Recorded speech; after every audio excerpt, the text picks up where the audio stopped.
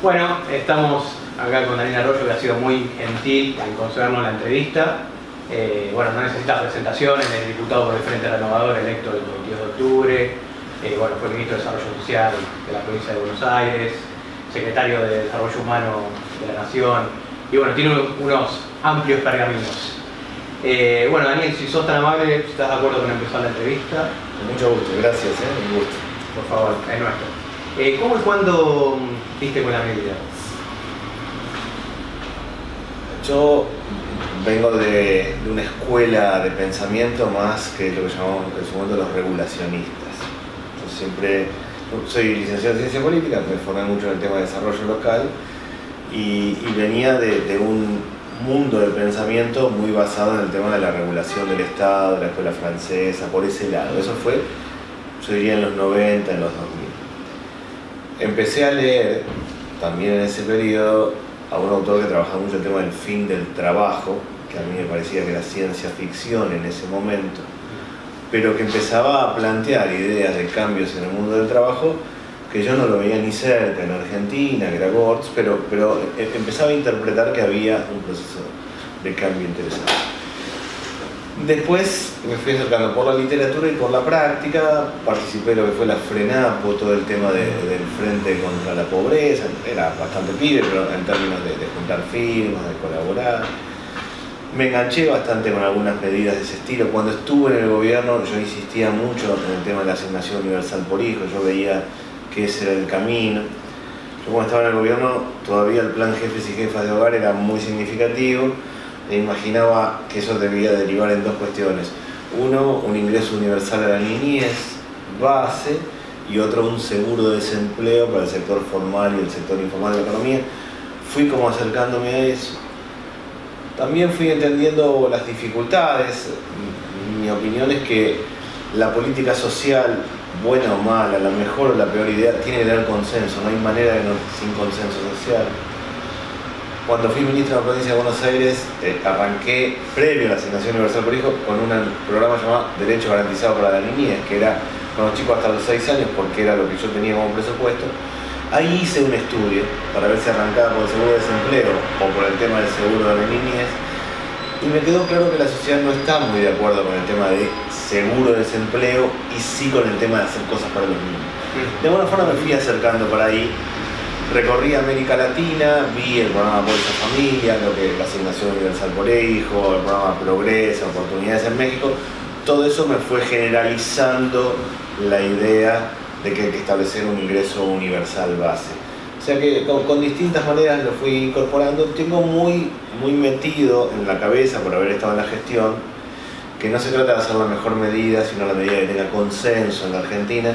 Entonces cualquier iniciativa que se haga, si choca contra el sentido común de los ciudadanos, no va a funcionar por más que sea una buena idea. Vos, yo leí en un medio que sos admirador de Lula. Sí. ¿Tuviste contacto con Eduardo Matarazzo Suplicy, que fue el promotor del ingreso ciudadano cuando estuviste en Brasil? Y Lula aprobó la Ley Nacional del Ingreso Ciudadano. Sí. Yo de Brasil aprendí, yo soy básicamente un admirador de Lula porque es alguien que era un obrero metalmecánico con un dedo cortado por el laburo y que termina haciendo una revolución en Brasil. En Brasil aprendí 3 cosas. Una es que la gestión es muy importante. Lula encaró un primer programa llamado Fome Cero, que era bárbaro, que salió horrible porque estaba muy centralizado, mucho problema de corrupción. La idea, Lula cuando asume el gobierno, el día que da el discurso frente a la asamblea, dice: todo hombre tiene una misión en la vida, mi misión, dice Lula, es que los brasileños coman 3 veces por día. Esa fue la razón por la cual yo decidí ir al gobierno cuando me pusieron al gobierno, porque dije, pucha, acá hay un tipo que está dispuesto a hacer algo de verdad. Claro. Vi la experiencia de Brasil, vi cómo eso que anduvo mal de entrada derivó en algo bueno que fue el Bolsa Familia. Para mí el Bolsa Familia va camino para ese lado.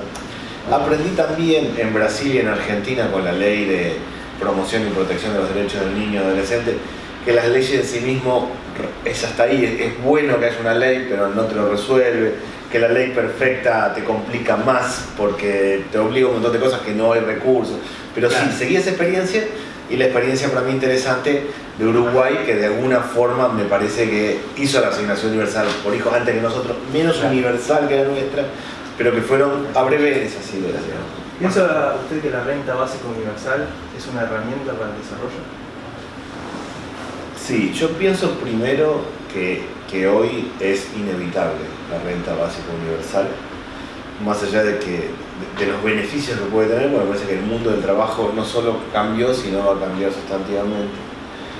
Si nuestros países hoy ya tienen 35% de trabajo informal, 50% de chicos no terminan la escuela secundaria, 48% de niños pobres, 20% de desocupación de los jóvenes, si nuestro país tiene ya tantos problemas, en la puerta de un cambio de claramente el mundo laboral que se viene, yo creo que la renta universal base es inexorable como un modelo para pensar el siglo XXI, a partir del cual hay otras cuestiones.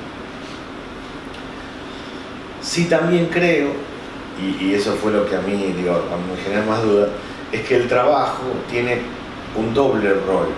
Uno es el de generar un ingreso, el otro es que le da un sentido y un horizonte a la persona. Cuando uno dice el trabajo es el gran ordenador social, efectivamente es así. La persona que tiene trabajo se acomoda, tiene horario, se organiza, anda bien con la familia. Que no tiene trabajo está mascullando bronca, tenso. Claro.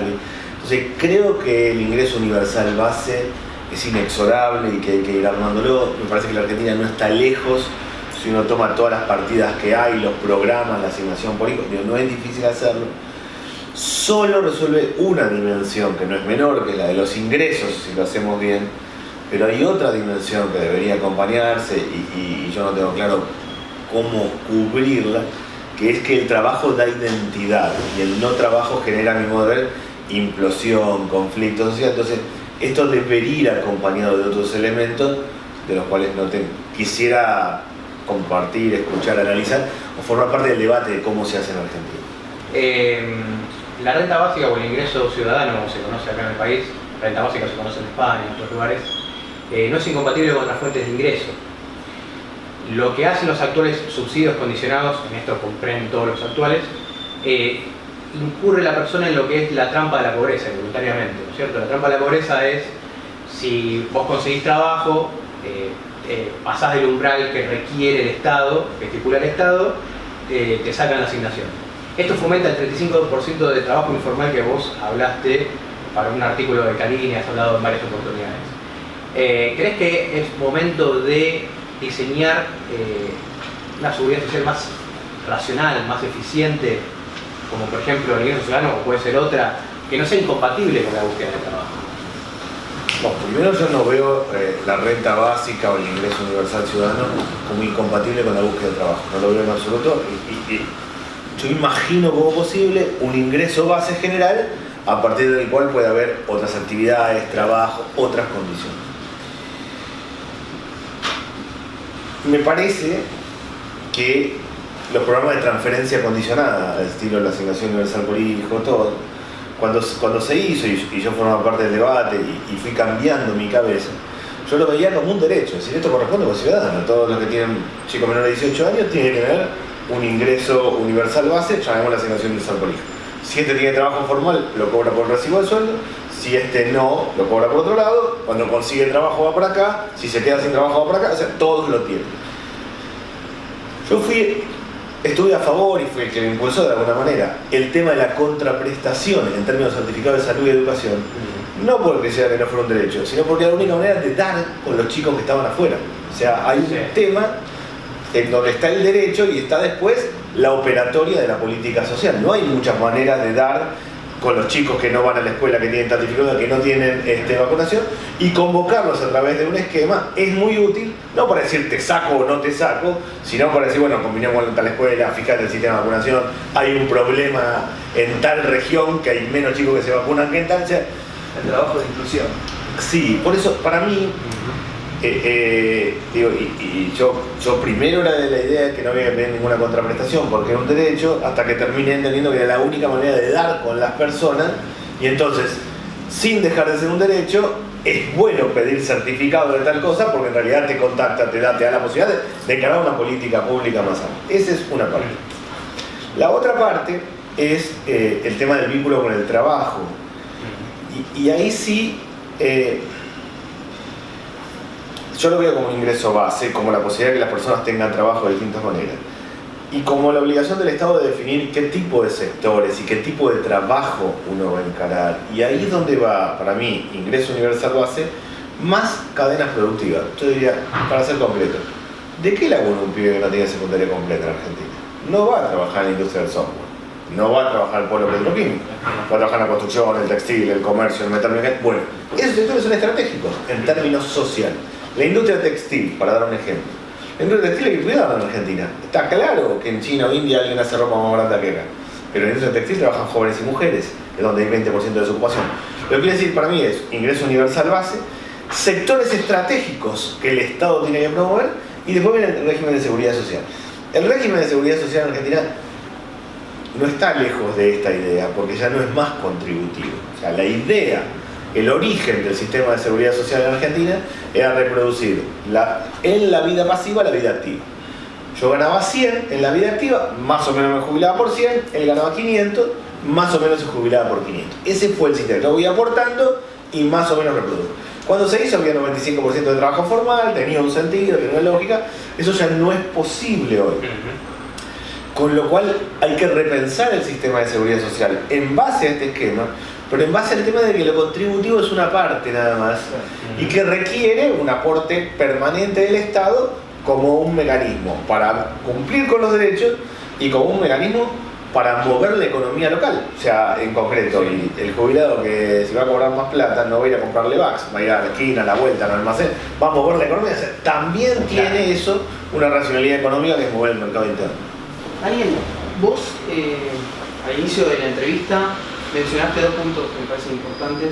Uno es fomentar que esta medida venga acompañada del fomento del trabajo y por otro lado también hablaste del consenso, que todas las medidas que impulsemos necesitan de consenso.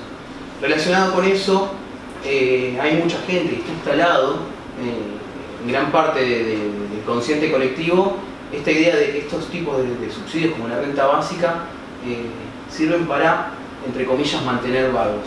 ¿Qué le respondes a eso? Primero, lo que yo creo básicamente es que los sectores pobres, igual que los sectores ricos, operan de manera racional. La persona que tiene un plan social entiende, como entendemos todos en Argentina, que lo estatal es lo seguro. No se va a mover a otro lado con el riesgo de quedar sin nada porque entiende que es lo seguro. O sea, lo primero es cuando alguien se queja y dice, bueno, yo quiero tener gente y no puedo tener gente y busco trabajadores y no hay, la persona que tiene un plan social no se va a mover a riesgo de tomar un trabajo un tiempito y después quedar sin nada porque entiende que tiene una base de ingreso seguro. Ese es el primer elemento. Yo creo que hay que armar un empalme, que para mí por eso el ingreso universal de base es compatible con el trabajo del resto, porque es lo mismo, una persona que tiene un plan social y puede tomar un trabajo, mantenerse en el plan, seguir con el trabajo, ir empalmando, ir enganchando, armando esos mecanismos. Si no, la lógica primero es mantenerse. En segundo lugar, es claro que hay casos donde no se contrapresta y hay dificultades, pero el grueso de la gente quiere trabajar en la Argentina. La Argentina es una sociedad sana, la gente quiere laburar, no quiere que el Estado la jorobe. Los sectores más pobres, los sectores más ricos quieren trabajar, andar por la vida bien y que nadie los hinche, incluido el Estado, con lo cual quieren encarar el tema. El tema son los ingresos, las dificultades. En la escala que tiene la Argentina, el problema no es culpa de la persona. O sea, acá hay 35% de trabajo informal, 20% de desocupación en los jóvenes, 48% de pobreza en los niños, casi 10% de desocupación, no, 1,5 millones de jóvenes que no estudian ni trabajan. El problema es el sistema. Si la Argentina tuviera 3 pibes que no estudian ni trabajan, 2 personas que no hacen tanto, uno diría, bueno, no les gusta trabajar, pero esto es un sistema, es estructural. Ahí es donde hay que poner el acento. Hay que poner el acento también con racionalidad. Yo estuve en campaña, ahora que fui electo diputado, fui a Juninas en el medio de la campaña y estaba hablando en los medios y vino un muchacho que cuando había estado en el gobierno le habíamos dado un microcrédito y había puesto, tenía un lugarcito de 4x4, había puesto una pizzería y se había puesto después a hacer sándwich con papas fritas para la gente que andaba al mediodía. El flaco viene y me dice, vení a verme, voy a verlo. Me cuenta que le va bárbaro, estaba laburando y me dice, mira, me compré una máquina de pelar papas y dejé a la persona, que tenía una persona trabajando 4 horas, la dejé afuera porque la máquina funciona. O sea, no es un problema solo de automatización, de cambio del mundo del trabajo arriba de la robótica. El pibe, emprendedor básico, claro, que trata de que las papas fritas le salgan bien para que la gente coma buenos sándwiches, que estaba contentísimo, también fue desplazando empleo el chico del siglo XIX. O sea, hace sándwich con papas fritas, pan. Quiero decir esto, o sea, el mundo del trabajo viene con un cambio profundo. Entonces eso obliga a repensar muy fuertemente, como nosotros tenemos argentinos en el siglo XXI, que está vinculado a la soja, al mundo del conocimiento, a la industria del software. Argentino del siglo XX, la señora que cose ropa fazón en su casa, el que hace changa. Y argentino del siglo XIX, el pibe sin secundaria completa, perdido en la esquina del conurbano, tenemos que generar trabajo para ese mundo, que es lo que mismo el gobierno no ve ni cerca y es parte del desafío. Es un ingreso universal base, más que tenemos que crear de trabajo. Y ahora con el UNICEF, con base de datos del INDEC, proyectó que hay 5.6 millones de pobres en el último trimestre del 2016 y 1.3 que sufren directamente hambre. Y la brecha, la desigualdad trepó a 28.1. ¿Qué están esperando? Pregunto, ¿no? Bien, el gabinete económico de los partidos políticos para hacer un estudio de microsimulación para ver si es factible implementar un ingreso ciudadano con los altos índices que tenemos. ¿Por qué no adoptaron, aunque sea el estudio del tema? ¿Vos qué crees? A mí me parece que va lo que decíamos antes, que es, está muy asociado al mundo de los planes sociales, al mundo de los vagos, de la gente que no trabaja, y muy antisentido común. Si alguien propone algo de ese estilo, va a chocar con la idea de decir más lo mismo, populismo. Yo creo que el contexto cultural no ayuda a que nadie en la política imagine. Sacado eso, no estamos lejos nosotros, porque tenemos el sistema de seguridad social en Argentina, la política social, la asignación universal por hijo, no nos dejan lejos de pensar un ingreso universal base. Se puede discutir de qué monto sería, cómo, pero tenemos un nivel de cobertura significativo en gente, con lo cual ya arrancamos una base mucho mejor que otros países para poder hacerlo. Claro. Me parece que la política le tiene temor a instalar temas que van contra el sentido común. Este tema va contra el sentido común, claramente, porque la sensación es, no, digo, cada uno que labure. En realidad el sentido común actual, que creo yo que va a durar un tiempo en América Latina, en la meritocracia. Decían, yo laburé, vos no, yo tengo que tener, vos no. O sea, el esquema ese me parece que va muy contra el sentido común. ¿Usted cree que lo cultural es el impedimento más importante? ¿La barrera más? No, a ver, yo creo primero que es un tema de voluntad política. Claro. Es un tema de voluntad política, es decir, no... El gobierno anterior tuvo muchas idas y vueltas con el tema, en realidad. Se choca con la asignación universal por hijo después de perder las elecciones en 2009. No iba camino a ese lado. Se choca con una derrota electoral y ve. El valor es que la sociedad venía trabajando y entonces emergen, digo, hay historia y frena, hay gente que la va discutiendo, están los vuelos, hasta que eso aparece. No es el ingreso universal de base, pero la verdad es que va en la buena dirección, no podría decir, claro. Va en la buena dirección. Me da la impresión de que hoy el contexto es al revés. O sea, las dos medidas que tomó la Argentina para universalizar fue la asignación universal por hijo y el hecho de que se jubilaban los que no habían contribuido. O sea, generó un equilibrio. En la segunda se desarma porque ahora aparece la idea de la pensión, la gente no se jubila, si no es un pensionado, gana 80% menos, se va cayendo. Y es probable que la asignación universal por hijo, creo yo, con el tiempo empieza a tener la corresponsabilidad se analice tanto que empiece a tener dificultades. O sea, yo creo que el sentido común, la batalla cultural lo iba por ahí. No diría que es esa la razón para no hacerlo, sino que falta voluntad política. Económicamente, Claudio Lozano dijo que se requería un 3% del PBI para terminar de universalizar la UH. Es muy poco. A ver, para ser claro, hay tres premisas básicas a mi modo de ver que tenemos que resolver. Uno, comer tiene que ser barato en Argentina. Son producir alimentos, comer tiene que ser barato. Se puede discutir si somos buenos o malos haciendo celulares, un plasma tiene que salir caro o barato en Argentina. Comer tiene que ser barato. Regla una, básica. No puede aumentar la indigencia en Argentina, no puede. Eso es, no puede suceder. Primer elemento básico, comer tiene que ser barato. Le bajamos el IVA a los 11 productos de la canasta básica, lo encaramos de otra manera, subsidiamos. 25 opciones. Lo único claro es que comer tiene que ser barato. Uno. Segundo, tenemos que universalizar la asignación universal por hijo. No hay razones macroeconómicas ni técnicas operativas hoy, porque al comienzo no era tan fácil, era más complejo. Hoy la tecnología va a favor, el presupuesto, no hay razón. Eso hay que hacerlo y me parece que es un tema de decisión y de voluntad, nada más. El gobierno no lo va a fomentar, pero tengo la impresión de que si la sociedad lo instala, va a suceder. Y lo tercero que me parece que que ver es establecer, a mi modo de ver, un criterio que ayudaría a los dos, es que todos los chicos tienen que terminar la escuela secundaria. Esas cuestiones, si nosotros nos ponemos como meta básica, estaríamos ayudando de alguna manera. Ahora, el IVA es un impuesto llano. Nosotros claramente tenemos un sistema fiscal regresivo. ¿Eso implicaría la puerta de entrada a un sistema progresivo? Nosotros tenemos un sistema regresivo por dos razones. Una, porque el grueso es IVA y entonces pagan más lo que menos tienen. Y dos, porque lo que tienen más evaden. O sea, hay dos razones importantes para eso. El hecho de que, por ejemplo, se elimine el IVA a los 11 productos de la canasta básica es una manera progresiva. No te da vuelta el sistema recaudatorio de la Argentina, pero es una manera progresiva, es cuidar a los que menos tienen. Esas cosas hay que hacer. Tiene una puerta de entrada como efecto rebote para otro tipo de medidas, ¿no? No, bueno, que de hecho estos partidos no se ganan de una en un momento. Yo entiendo que imagina la renta básica en términos extremos, la asignación universal por hijo está lejos de eso, pero está claro que va en ese camino. Quitar el IVA a los 11 productos de la canasta básica va en el camino que queda más progresivo. Hay instrumentos, hay elementos para hacerlo. ¿Cómo, creo yo, el actual gobierno de Argentina, como otros gobiernos de América Latina, no van a ir en esta dirección? Hay un rol de la sociedad civil de construir otro sentido común, una batalla cultural también, si no va a ser difícil que se puedan hacer, porque los que están gobernando, a priori, una parte por lo menos, no tienen la voluntad política de ir para ese lado.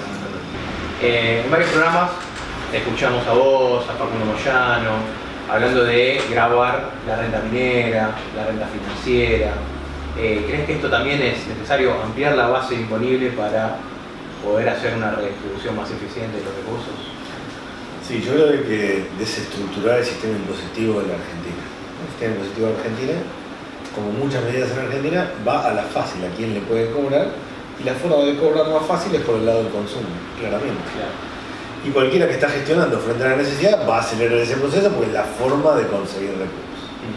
Eso es claramente inequitativo y se está transformando en un problema porque tiene 30% de pobreza y 7% de indigencia. O sea, se está transformando en algo que no debería suceder. ¿Cómo modificar la base impositiva? Es un debate, hay gente, mucha gente que sabe mucho más que yo, pero creo que hay que encararlo. Me parece a mí que más allá de las miradas técnicas, y he visto varios análisis, evaluaciones, aún del propio Claudio Lozano, me parece que es un tema de voluntad política. O sea, aquí esto requiere un tema de voluntad política. En el actual esquema del gobierno, no quisiera entrar en la presentación, pero el gobierno actual de la Argentina trabaja con la idea de que la Argentina va a ser competitiva en base a lo que es soja, minería, sector financiero, y en base a salario bajo. Eso claramente te da un sistema impositivo que es simplificarle y pagar lo menos posible a los que más tienen, porque eso alguna vez va a derramar sobre el mercado. Eso claramente es un modelo, yo creo, no solo que es un mal modelo, sino que no sucede. Otro modelo es meterte con la parte impositiva más seriamente. Hasta acá no ha sucedido en Argentina y es una deuda grande de la democracia, ¿no? Objetivamente todo aquel que necesitó recursos del Estado manoteó el consumo y así el IVA, si no recuerdo mal, era del 15% cuando arrancó la democracia, 15 o 14% y hoy es del 21%. Claro. Sí, aparte tampoco hay que irse a otro extremo de generar una gran presión fiscal, pero creo que los tramos superiores de ingreso, el tipo impositivo tendría que aumentar. No, y está claro, y sectores como el sector financiero, claro, de buen avanzador, hay que establecer renta y hay que establecer un criterio. La Argentina hay que definir claramente, primero, qué es socialmente relevante. La industria textil tiene de vuelta 25 millones de problemas, en la punta por cómo se organiza el trabajo y en la otra punta porque en China o India alguien la hace más barato la renta. Ahora, es socialmente relevante que trabajamos en ese jóvenes y ahí hay 20% de desocupación. Claro. ¿Qué es lo socialmente relevante en Argentina para mí? Determinados sectores productivos y determinadas regiones del país. El NOA es más pobre que el resto. Está claro que es socialmente relevante apostar.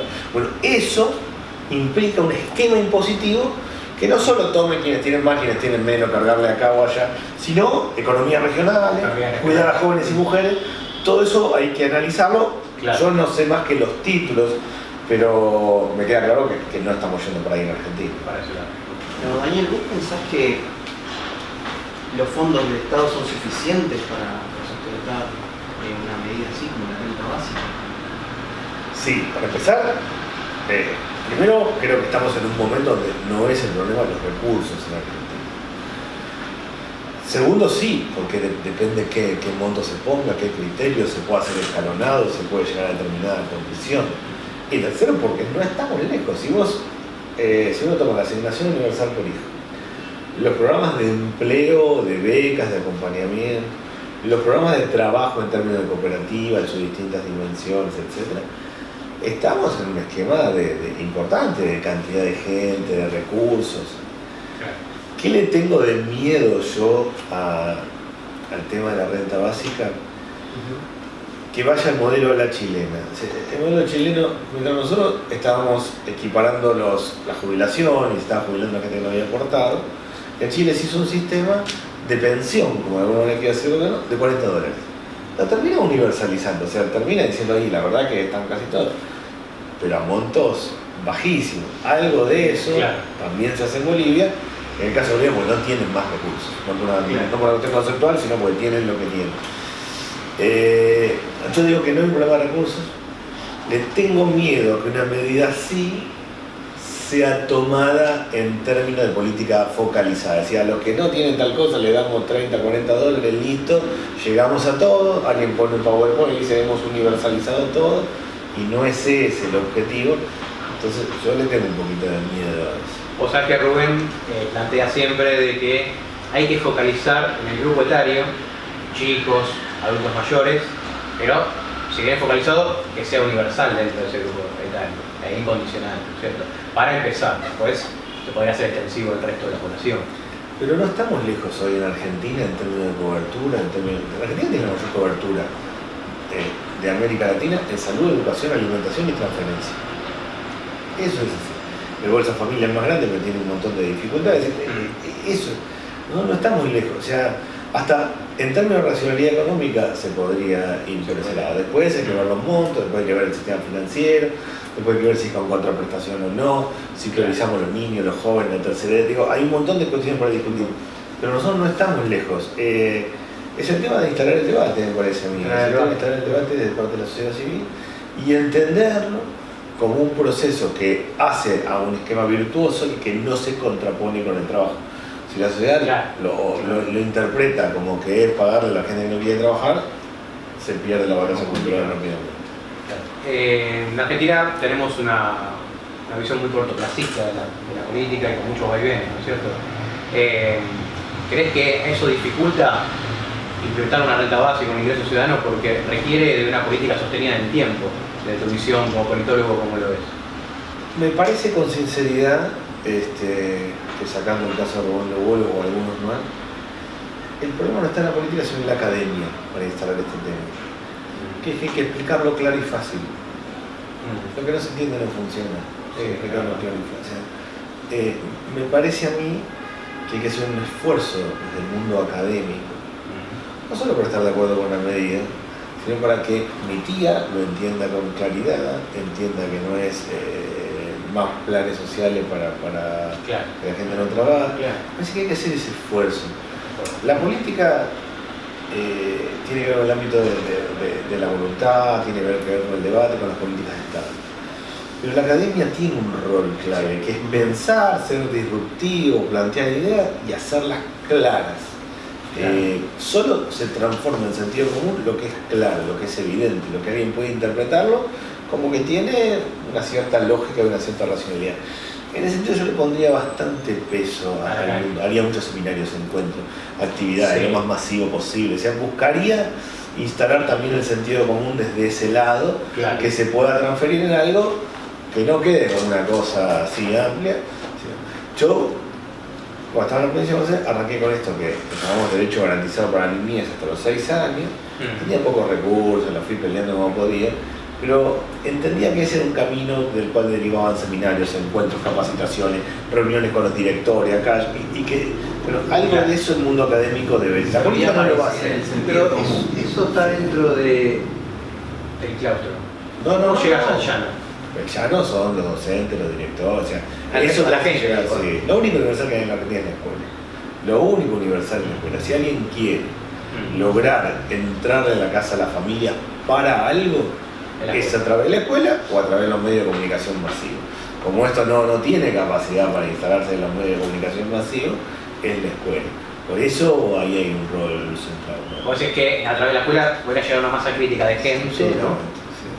Lo único universal y lo único que tiene legitimidad para mí en Argentina es la escuela. Las familias les creen en la escuela. Eso es trabajar con los docentes, plantearlo, buscar convocatoria de los padres. Es una forma de llegar de alguien que tiene legitimidad, que es el docente, y no hay muchos más que tengan legitimidad en los barrios hoy que los docentes, algunos curas, alguna gente, y no mucho más. Por último, así a grandes rasgos, ¿qué efectos cree que tendría una renta básica o un ingreso ciudadano en nuestro país? Primero, bien hecho, reduciría muchísimo la pobreza, no solo la indigencia en términos de demografía, sino reduciría muchísimo la pobreza, bien hecho y con un ingreso significativo. Segundo, tendría una sociedad más igualitaria, que no rompería el esquema del mérito, no rompería el que labura, el que hace determinadas cosas, pero que te daría una sociedad más igualitaria.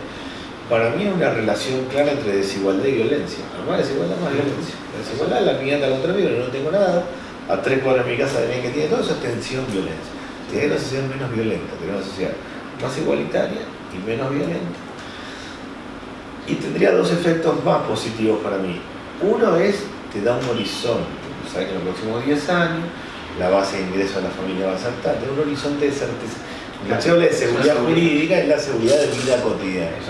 Uno es eso.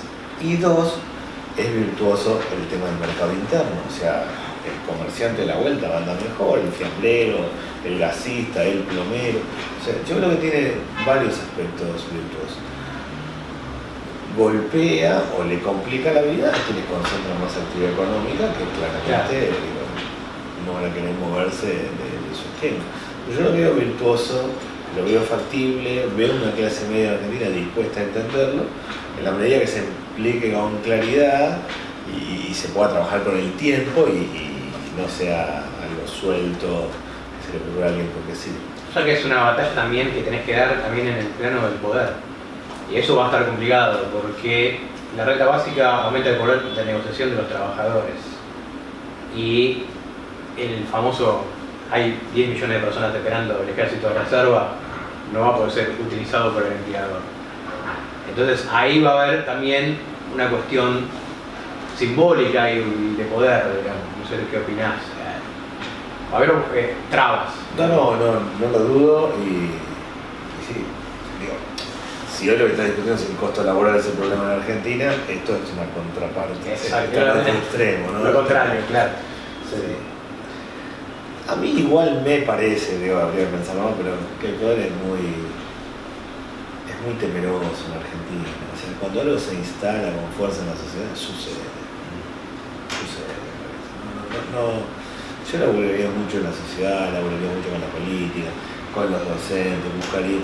Me parece que la sociedad es mucho más que la política en Argentina. Y es la única hoy en condiciones de instalar temas, agenda.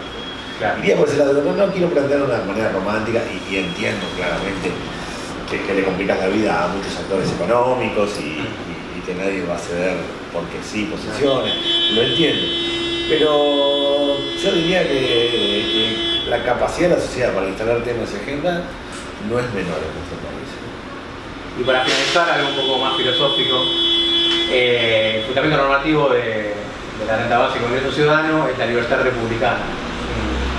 Una teoría que seguramente la conocerás, que tiene más de 2500 años. ¿Vos crees que el argentino hoy en día es libre? ¿Cuál es tu concepción de la libertad?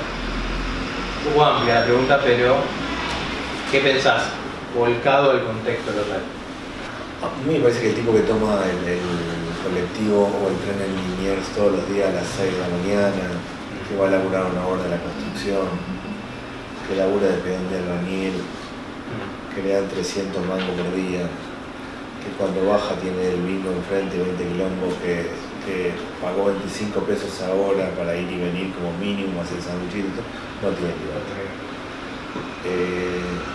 No tiene libertad, digo, está afectado en su libertad. Tiene libertad para hacerlo con su familia, para pensarlo, está afectado en su libertad. Es eso. No sé, lo tendría que pensar más por esto. Hay algo, por lo menos yo estoy en duda en estos términos. Yo vengo, supongo que decirte más atrás en la teoría política, más cerca de Rousseau, de la cosa igualitarista, comunitarista, vengo de ese lado. Y he aprendido también que en la competencia está también en la naturaleza humana, tipo que vaya bien, que si yo laburo, hago tal cosa, quiero que vaya bien, quiero tener un mejor auto, casa, lo que fuera, eso está, o sea, esa combinación es un elemento clave. La libertad está en poder elegir, nadie puede elegir y nadie puede entrar a su propio camino si no tiene una base de ingreso. No hay manera de hacerlo. Ahora, ¿cómo entrar en un punto de equilibrio que va más allá y es filosófico del ingreso ciudadano? ¿Cómo entrar en un punto de equilibrio de que no todo sea competencia? Entonces elegís y en el fondo no elegís nada porque hay un montón de gente afuera. Yo creo que, por ejemplo, el actual gobierno va a dejar 20 millones de argentinos afuera. Eso no tiene nada que ver con la libertad, ni con la igualdad, ni con... Ahora, ¿cómo encontrar un punto de equilibrio? Es un poco el debate, ¿no? Yo en su momento me había enganchado con las ideas de la tercera vía, de cierta socialdemocracia, que me parecía que trataban de combinar, da la impresión de que no lo han hecho o que han quedado perdidas en el medio, pero sí, yo creo esencialmente que para uno construir su propio destino tiene que tener un ingreso que le sostenga la posibilidad de soñar, encarar y encaminar lo que le parece y que este es un camino para hacer. ¿Cómo evitar no cortarle las ansias a que quiere lograr, que quiere que le vaya mejor al emprendedor? Ahí buscaría ese punto de vista. Muchas gracias. Ha sido muy gentil nuevamente con la entrevista, muy humilde, enseguida me contestaste. Muchas gracias. Desde usted.